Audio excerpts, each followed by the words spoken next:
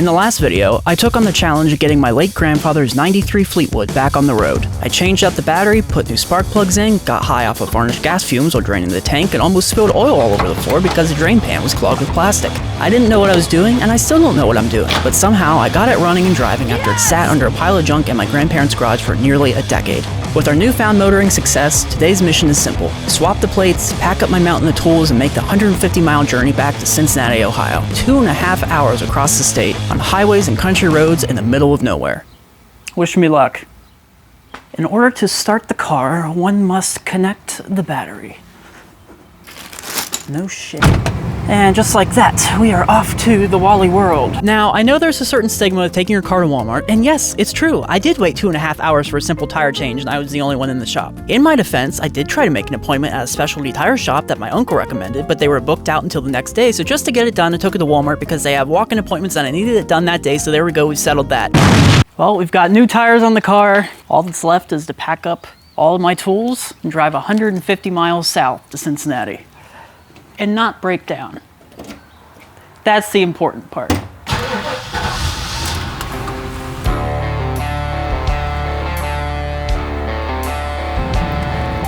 the next right onto Powell View Drive, then turn right onto Melody Lanes.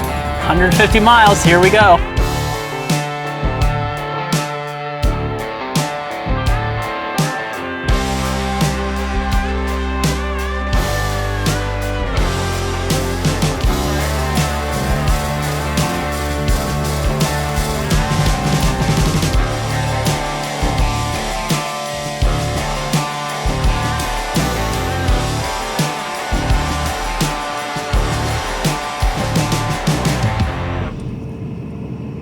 Made it.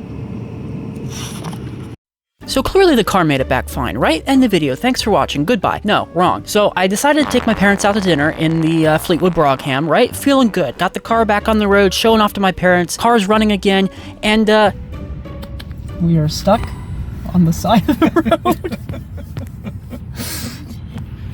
And I gotta pee. My mom has to pee.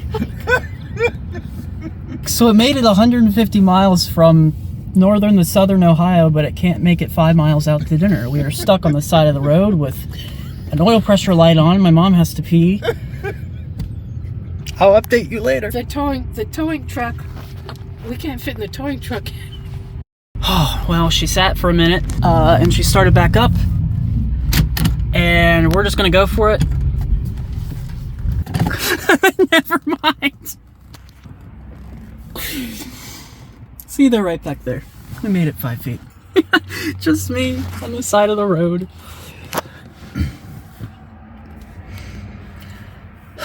I love driving junk. I ended up sitting on the side of the road for about 45 minutes waiting on the tow truck, and I was starting to have to pee myself. Of course, when the tow truck arrived, the car started up perfectly fine and drove itself onto the ramp. Just want to give a thank you to Good Guys Towing, that's who brought me back to my house, and of course the car drove off the trailer and ran perfectly fine. Why? So after leaving me stranded on the side of the road last night, I'm going to do the right thing and fix absolutely nothing and jump back in and go for another test drive. Do you like my straight out of bed, unwashed, combed out hair? Okay.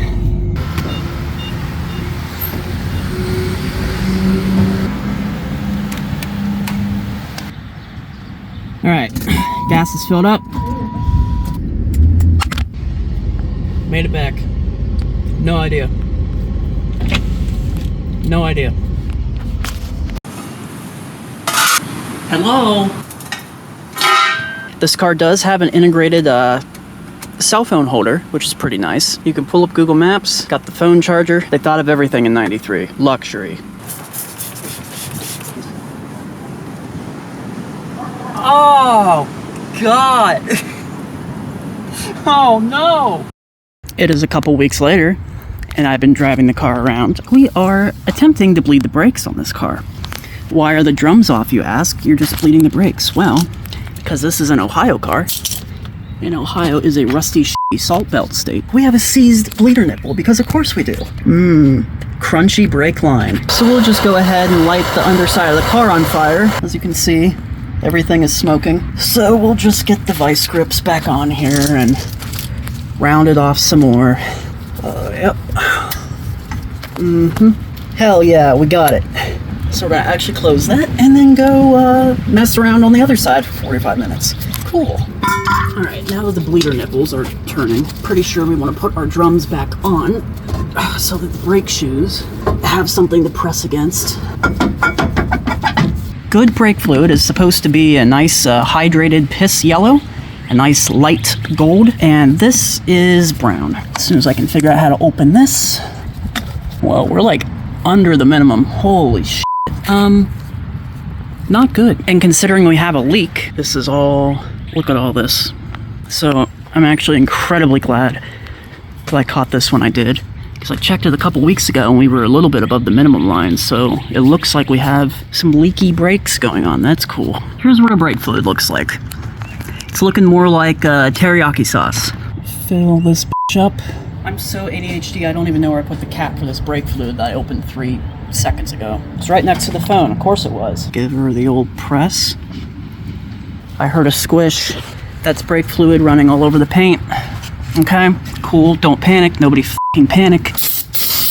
I know what I'm doing, guys. I know what I'm doing. Looks like every time I refill this to top it off, I'm gonna have to put this on and then press the pedal. So let's see now. We do have fluid coming out the back. I loosened the bleeder screw a little bit. Professional mechanic update time has been about 10 minutes later. My first thought, I came back and checked, oh, the nice clear brake fluid's coming through. Nope. It's been sitting like that for about the last 10 to 20 pumps. Walk around to the front. I think, oh, well, we still have brake fluid. Oh, look, I ran it dry. I have to take the boring car now. Oh. Back to work. We might have to do the old heat and beat. First, let's try some liquid wrench. Time for fire. More fire. There we go. Yes. Sure. Look at this. Absolutely vile brake fluid. All right, on to the final corner.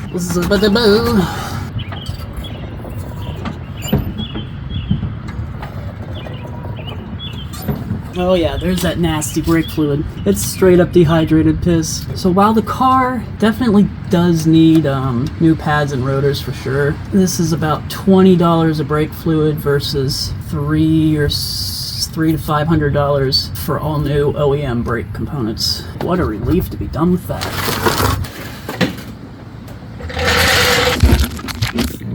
All right, a little bit nervous. Most important part of any automotive repair, the test drive. And the pedal goes to the floor. Great. Yeah, it stops, but the pedal is like super squishy. I love when I try to fix my car and there's more issues than I started with. That's good. Hi. Bro, I've got a wedgie. Hang on.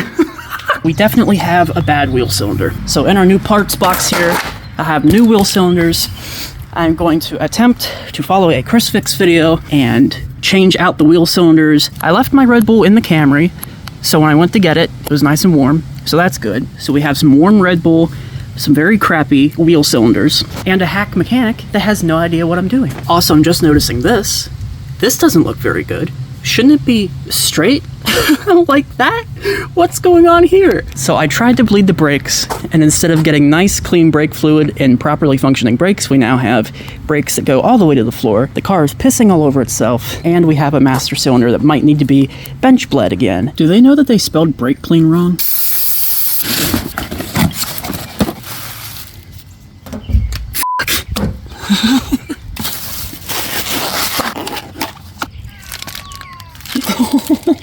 What? One must attempt to remove this without getting 5 gallons of brake clean all over themselves. Oh my god. Do you want to come out and help on the car? Yeah? I think Mom would have a fit if I took you outside.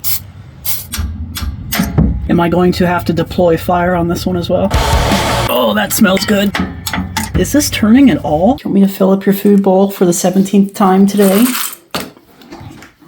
Yes? Okay.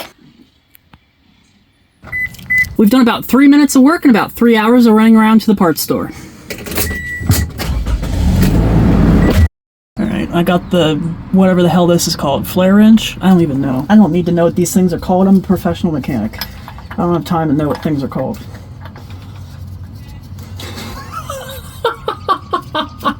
Dude, are we cooked? Is this thing coming off of here? I should probably be wearing safety glasses. Oh god, yes I should be. Pretty sure I'm just rounding it off. Oh, god damn it. Are you stripping or turning? Yes, it's turning. I'm a master mechanic. You guys didn't believe me. I don't know how many times I have to tell you guys. Alright, on to more bolts I don't know the size of. Maybe a 1/2 inch? Yes. Alright, here's a pretty good indicator of how badly it's leaking. Just in the time that we've gone to the hardware store a couple times to get some extra stuff, this is all new fluid. Because remember, we completely washed it down with brake clean that was actually dry and clean. This is just from like the last hour and a half. Alright, next up is these springs. I'll be lucky if I can get them out of here without them flying into a low Earth orbit. How's it going? Slow and painful. Oh boy. Oh, we are so editing that out. Come on. Come on. Come on. Yes. Ugh. I know they make tools for this, but why would I buy the right tool when I can exploit my struggles on YouTube? Get on out there, you little bitch. Oh, fuck. And we're back to where we started. Okay. Why not try an oil filter wrench? I don't know.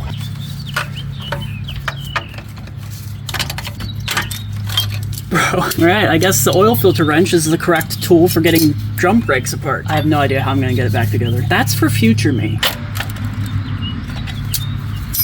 Bollocks. So I just gotta remember where about 50,000 pieces go. Great.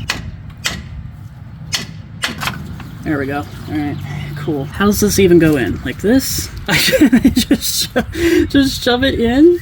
Okay, sure. Why you no go at right angle? Ow. Brake fluid in the mouth. So why isn't this guy? Why isn't our brake fitting turning into here?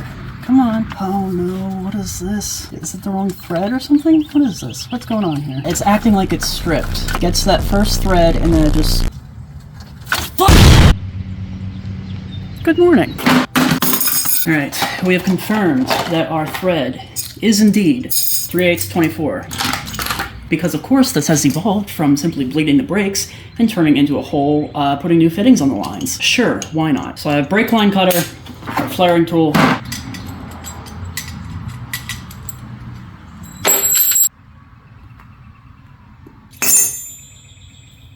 I think I kind of did it. Attempt number 4. So this is just going to be a bunch of fiddling around in a very tight space. So I'm just going to check in with you guys, hopefully, when I get this done. Major victory. We got it, guys. We got it. So now I just have to very carefully bend all of this back into some sort of S-bend that comes and actually goes there. Oh, that feels so good to be done with that. I guess I should add a slight disclaimer. I did successfully flare it and add the fitting onto it. Bleeding it and having it not leak is a separate matter. That's super weird. So the previous fitting, this right here, this fitting, which was originally on here, and which was giving me all the issues, this was a 7/16. The new fitting is a 3/8. So, did we have a wrong thread? Guys, I don't know.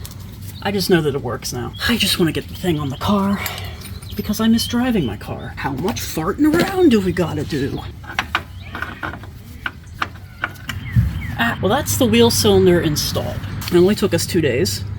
That's fine. That's fine. We learned how to flare some brake line, so we acquired a new skill. Now it's time to somehow get these drums put back together. Oh, Jesus. Bingo. So this is our one success for the day. Our one success. But... can you spot what's wrong here? That's right. This ASC certified mechanic forgot to put the drum on this side of the car now. To top it off, the pedal is even squishier than before, so I don't know if we have a bad master cylinder at this point. I don't know. So I'm gonna rage quit for the night and go to bed. It's the next day. Update time. This went from bleeding the brakes to now replacing half the brake system. What is my life? What is my life? What is this car? Of course I watched a video how to use the flaring tool after I used it to put stuff on the car. Here's what our flare looks like from our piece of AutoZone hardware here. That's what it should look like. And here are the type of flares that I was making yesterday. Here's the flare I'm making after I watched the video how to do it properly. As you can see, we're much closer after I watched the video tutorial. Who would have guessed? And now that I realize what I'm doing, I'm not surprised at all that the fitting is leaking. Our new wheel cylinders do use 3/8" fitting. This is what was throwing me off the last time. Our original OEM wheel cylinder, like the one I have not replaced over there yet, does use a 7/16 24 thread per inch fitting.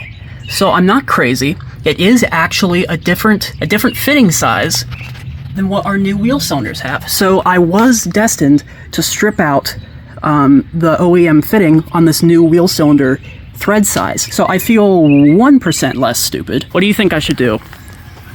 What do I think you should do? With the brakes. I would haul it to Munich's. Okay, so we're making new brake lines because I'm determined to get this right. Oh, I can't tell you guys how over these brakes I am. We've got a couple hours until it rains. Do you remember when this was just about bleeding the brakes? I don't. The only thing keeping me going at this point. Sure. So I'm just gonna roll out a super general approximation here. Leave plenty of room on both ends. Alright, so I've got the first shape sort of bent in. I just heard our first thunder. We're in the deep shite now. There's actual fire, there's actual fire, there's actual fire.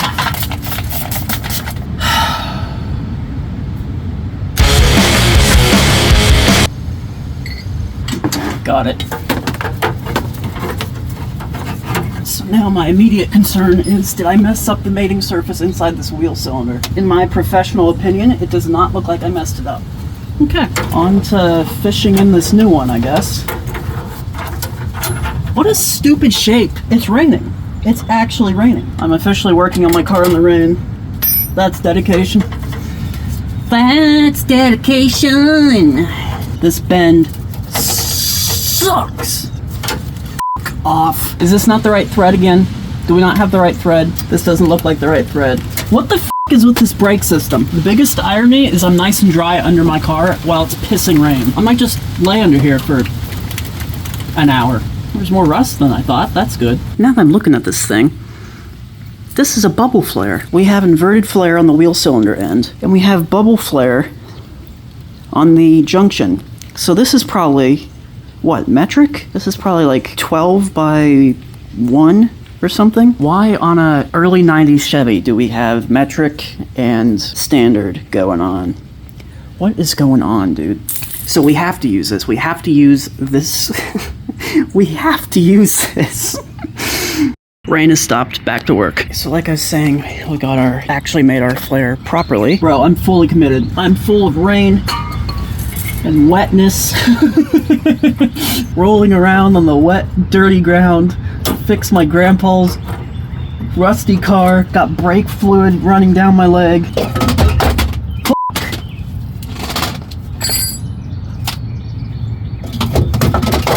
I hate my life. Is that stripped? What's going on here? Probably paranoid now. I'm traumatized from brake lines. Okay, everything's reinstalled. Alright, so it's the next day again. I have lost track how many days this has taken. We've got driver's side and we've got passenger side. I've been working on this for the past hour or so. Got everything reconstructed in here.